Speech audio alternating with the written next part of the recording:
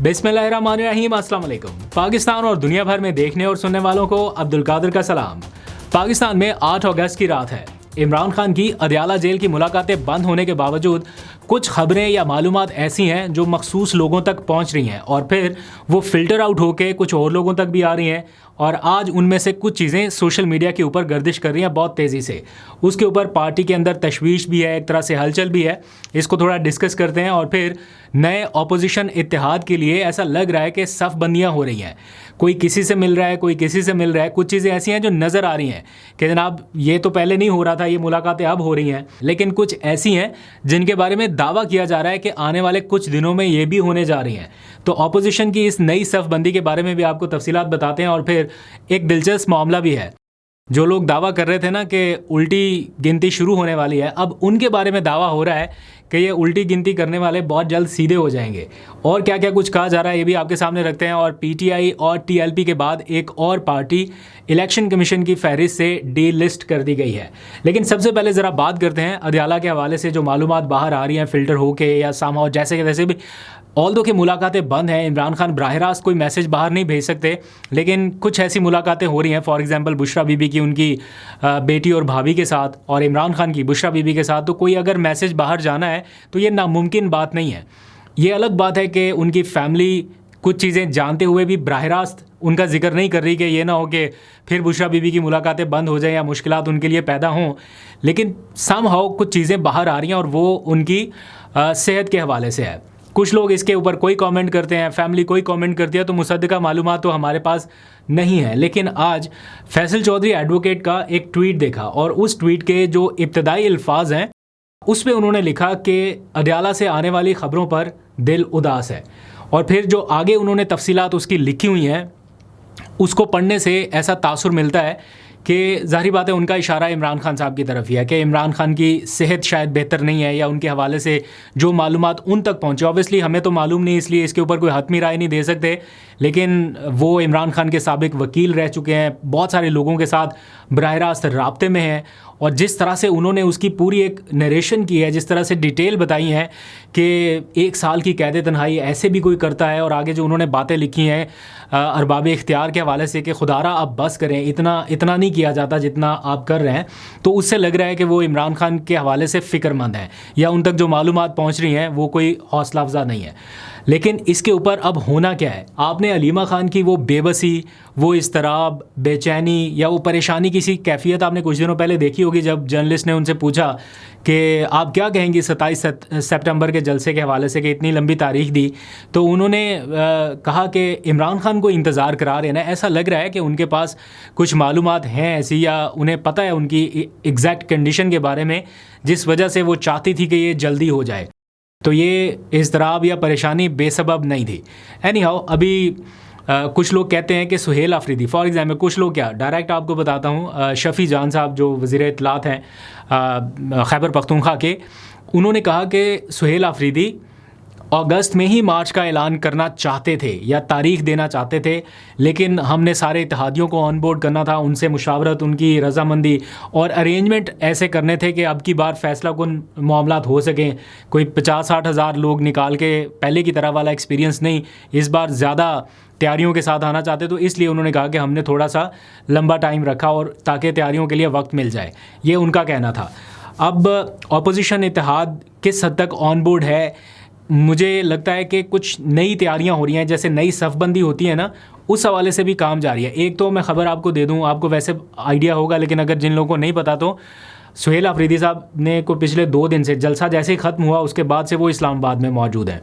कोई ऐसा शेड्यूल नहीं था कि जनाब उन्हें अडयाला जेल जाना है मीटिंग के लिए या कल उनकी इमरान खान से कोई मीटिंग हो रही है, लेकिन उनका इस्लामाबाद में होना ये इंडिकेट करता है कि यहाँ पे कुछ इंपॉर्टेंट डेवलपमेंट्स हो रही हैं जिनके ऊपर नज़र रखने की ज़रूरत है।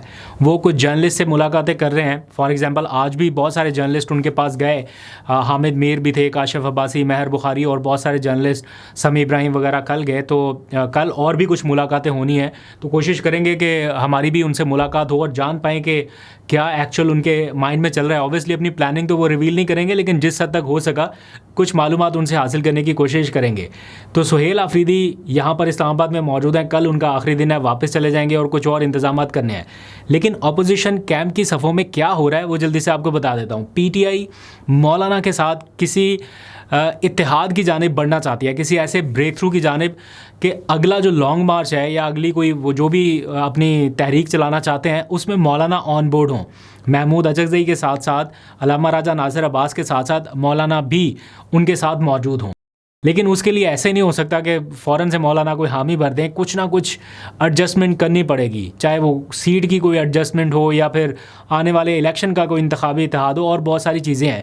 तो ये तो कंफर्म है कि दोनों जमातों के दरमियान कुछ मामलात के ऊपर निगोशिएशंस चल रही हैं। वो कब मुकम्मल होंगी, कब ब्रेक थ्रू होगा, इसके बारे में नहीं मालूम, लेकिन ये पता चल रहा है, मालूमात की बुनियाद पे भी आपको बता रहा हूँ कि ये हो रहा है। तो कुछ चीज़ें तो ऐसी हैं जो मालूमात की बुनियाद पर आपको बताई जा सकती हैं, कुछ चीज़ें हैं जो सामने नज़र आ रही हैं। फॉर एग्ज़ाम्पल मौलाना की आज जावेद हाशमी से मुलाकात हुई उनकी रिहाइशगाह पर। ऑल्दो कि इसमें कोई बहुत उस तरह का सियासी ब्रेक थ्रू नहीं है, लेकिन इज़हार यकजहती के लिए ऐसे लोगों का इकट्ठा हो जाना ये भी एक बड़ा मैसेज देता है कि जनाब आप एक ऐसे शख्स के पास जा रहे हैं जो मुज़ाहमत के उस स्टेज पर पहुंचा हुआ कि उसने कहा कि यहाँ से वापसी नहीं होगी, मैं भागी हूँ।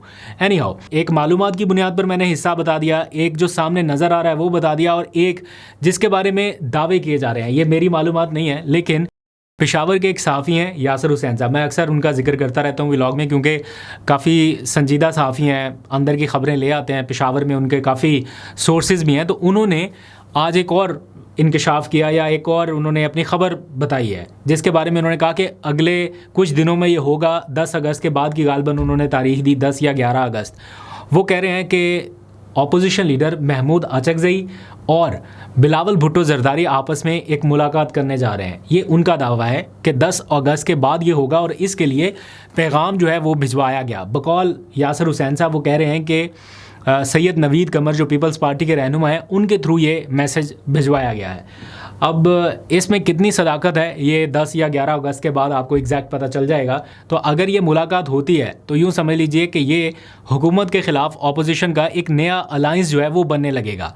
इससे हुकूमत को ख़तरा किस हद तक है ये एक अलग डिबेट है, क्योंकि हुकूमत को ख़तरात के हवाले से और बहुत सारे अवामिल होते हैं जो कि इस टाइम उस तरह से नज़र नहीं आ रहे, जैसे महसूस किया जाता है ना कि हाँ जी ख़तरा है। तो आज मैं एक बड़ी दिलचस्प ट्वीट देख रहा था, उसमें बड़ा ज़बरदस्त कंपैरिजन है। किसी ने लिखा कि सुहेल वड़ाई साहब जो हैं वो हाथ धो के हुकूमत के पीछे पड़ गए हैं कि हुकूमत जाने वाली है, उनको लगता है कि हुकूमत जाने वाली है।